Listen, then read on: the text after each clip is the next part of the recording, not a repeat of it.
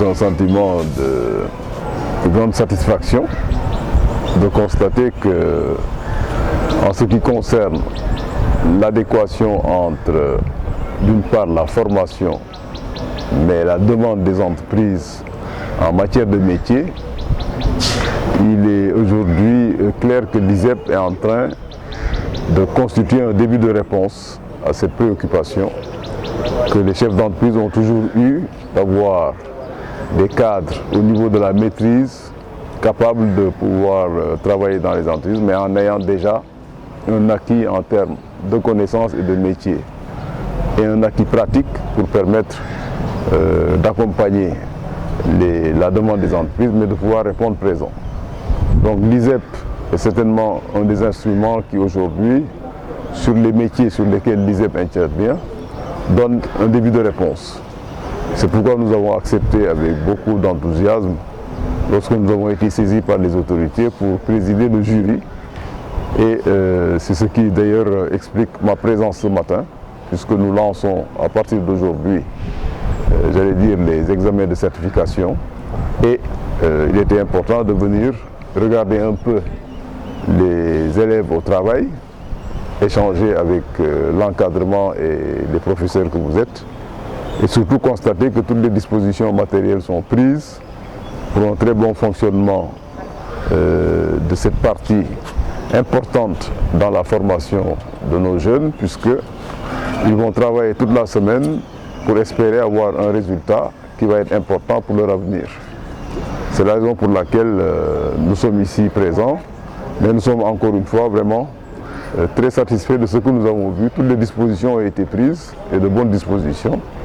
Et surtout, j'ai vu aussi des élèves qui étaient motivés, très engagés dans ce qu'ils sont en train de faire, pour espérer en avoir un résultat qui fera peut-être le bonheur de leurs parents à la fin. Les conseils sont d'abord des conseils, j'allais dire, d'ordre personnel. Vous ne pouvez pas réussir votre projet de vie, qui comprend votre projet de carrière, si vous n'êtes pas ambitieux pour vous-même. Donc le premier point, je pense, qui est important pour nos élèves, c'est d'être ambitieux par rapport à eux-mêmes. Ils doivent être capables de formuler leur propre projet de vie et ensuite de carrière. Le deuxième conseil, c'est évidemment, lorsque vous êtes ambitieux, vous devez vous engager à fond sur ce que vous avez choisi. Si vous avez bien choisi, et je suppose que tous les élèves qui sont ici savent à peu près quel est le plan de carrière qu'ils veulent poursuivre.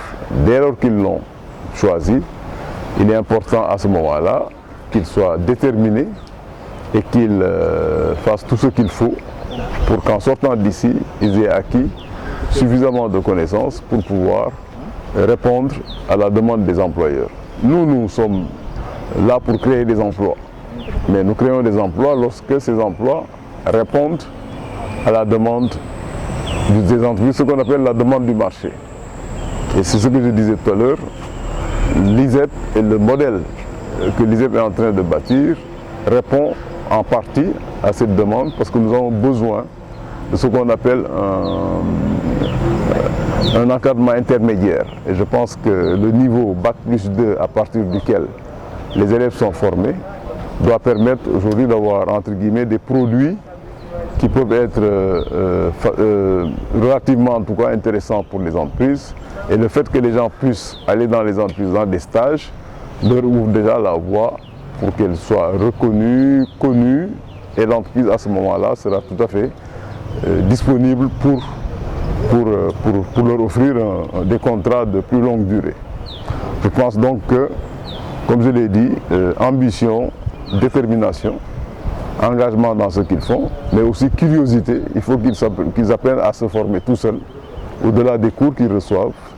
Tout cela, je pense, doit contribuer à faire d'eux des éléments demain qui sont capables de passer dans les entreprises, de réussir des tests dans les entreprises et d'être embauchés.